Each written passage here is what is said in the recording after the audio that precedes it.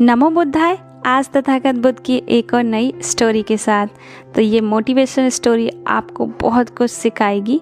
तो चलते हैं कहानी की तरफ। कहानी का नाम है मारने वाले से बचाने वाला बड़ा। तो चले हम कहानी की तरफ। गौतम बुद्ध को हम बहुत अच्छे से जानते हैं, जिन्होंने बौद्ध धर्म की स्थापना की और उन्होंने लोगों के जीवन में ढेरों बदलाव लेकर आए थे।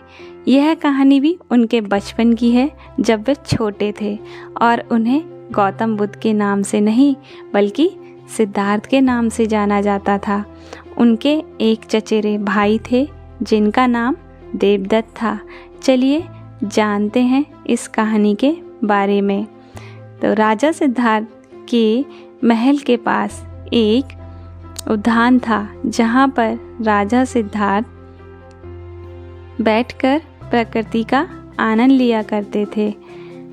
एक दिन जब वे अपने बगीचे में बैठे हुए थे, तो एक दिन राजा सिद्धार्थ क्या हो रहा था, अपने बगीचे में बैठे हुए थे कि तभी एक घायल हंस उनके पैर के पास आकर गिरा। उसके शरीर में एक तीर लगा हुआ था। उसे देखने से प्रतीत हो रहा था कि किसी शिकारी ने उसका शिकार किया है।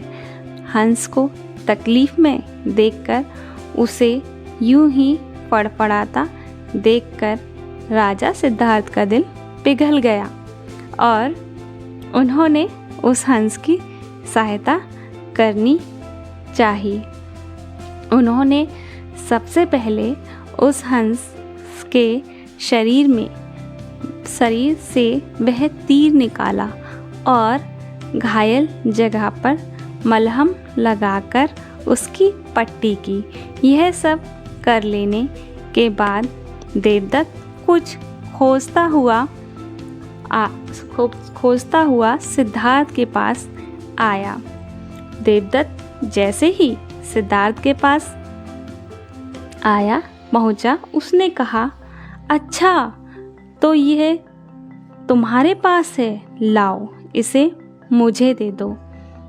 इसका शिकार मैंने किया है। इसका शिकार करने में मुझे बहुत मेहनत करनी पड़ी है। इस पर मेरा अधिकार है। आगे सिद्धार्थ क्या कहते हैं, बहुत सुंदर जवाब देते हैं और आगे चलते हैं हम। तो देवदत्त की यह बात सुनकर सिद्धार्थ ने उससे कहा, नहीं, यह हंस घायल था और मेरे पास आया। मैंने इसकी मदद की और इसकी जान बचाई है, इसलिए इस पर अधिकार मेरा है। तो दोनों भाइयों के बीच उस हंस के अधिकार को लेकर बहस होने लगी। तो आगे अब वे जानना चाहते थे कि उस हंस पर किसका अधिकार ज़्यादा है।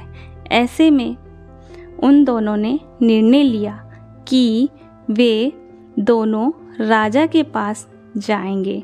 सिद्धार्थ के पिताजी कपिलवस्तु के राजा थे। तो दोनों राजा के पास गए। राजा के पास पहुंचते ही देवदत्त ने सबसे पहले कहा, महाराज, इस हंस पर मेरा सबसे ज़्यादा अधिकार मेरा है, क्योंकि मैंने इसका शिकार किया है। इस वजह से आप सिद्धार्थ से कहिए कि वह हंस मुझे दे दे।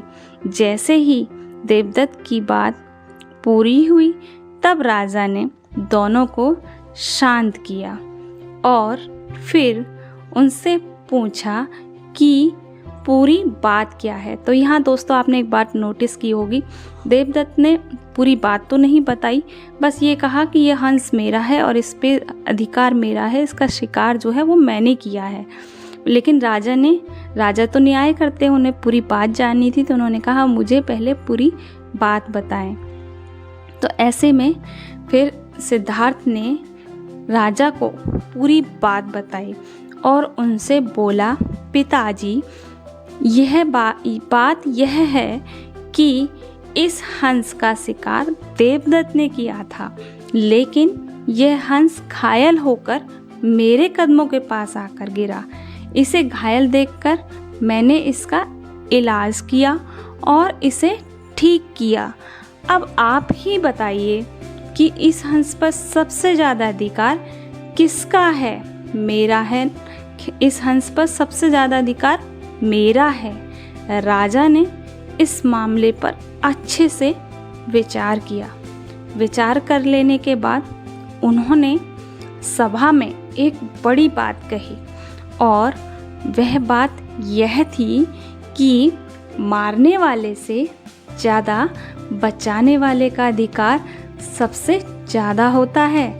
इसलिए इस हंस पर सबसे बड़ा अधिकार सिर्फ और सिर्फ सिद्धार्थ का है, क्योंकि उसने इस हंस को मारा नहीं, बल्कि इसे घायल देखकर इसका इलाज किया है और इसकी जान बचाई है। राजा का ऐसा कह लेने के बाद देवदत्त को बात अच्छे से समझ आ गई। वह भी जान चुका था कि मारने वाले से ज़्यादा बचाने वाले का अधिकार होता है। तो सबसे ज़्यादा किसका अधिकार हुआ? मारने वाले से बचाने वाले का। तो इस कहानी से दोस्तों हमें क्या सीख मिलती है? इस कहानी से हमें यह समझ में आता है कि मारने वाले से ज़्यादा तो बचाने वाले बड़ा होता है और उसका अधिकार भी ज़्यादा होता है। तो दोस्तों मैं आपसे यही कहना चाहूँगी, क्योंकि हम इस तरह की अपने बड़े बुज़ुर्ग हो गए या हम अपने लाइफ में इस तरह की बातें दोहराने की कोशिश करते हैं, और करनी भी चाहिए, क्योंकि ये हमारे अच्छे विचार को दर्शाता है। तो इसलिए हमें भी दूसरों की क्या मदद करनी चाहिए और परेशान लोगों की सहायता करनी चाहिए। ऐसा करने से हम अपने आसपास के समाज को अच्छा और बेहतर बनाने के लिए एक अच्छा समाज ही एक अच्छे देश की पहचान होती है। इसलिए आप भी आज से प्रण या निर्णय लीजिए कि आप भी दूसरों की सहायता ज़रूर करेंगे। दूसरों की सहायता में करने में जो आनंद मिलता है ना दोस्तों, वो किसी और में नहीं मिलता। अगर हम सिद्धार्थ के स्वभाव की बात करें तो वह बहुत ही शांत था और दूसरों की मदद करने में हमेशा आगे रहते थे। उन्होंने हंस को तकलीफ़ में देखा तो उसकी मदद करने के लिए तुरंत उठ पड़े।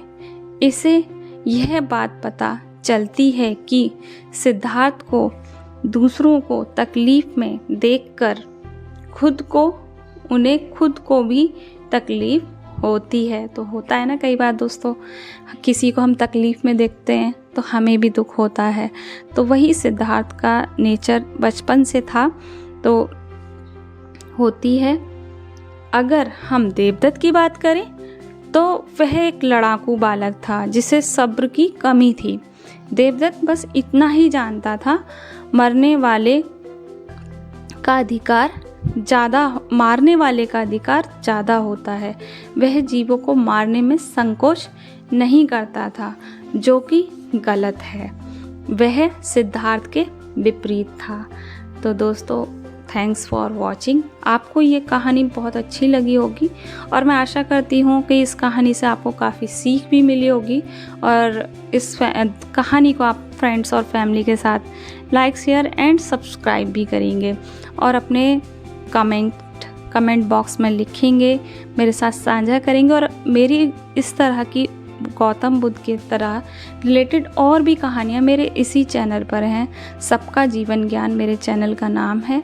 इस चैनल पर आप विज़िट कीजिए। इसमें गौतम बुद्ध के थॉट्स, कोट्स और मोटिवेशनल कोट्स हैं, मोटिवेशनल स्टोरी है, वह मेरे इस चैनल पर है। मैं थोड़ा कोशिश कर रही हूँ, तो आप मेरे चैनल को प्लीज़ सपोर्ट कीजिए और लाइक, शेयर एंड सब्सक्राइब कीजिए फ्रेंड्स और फैमिली के साथ। बुद्धं शरणं गच्छामि। नमो बुद्धाय।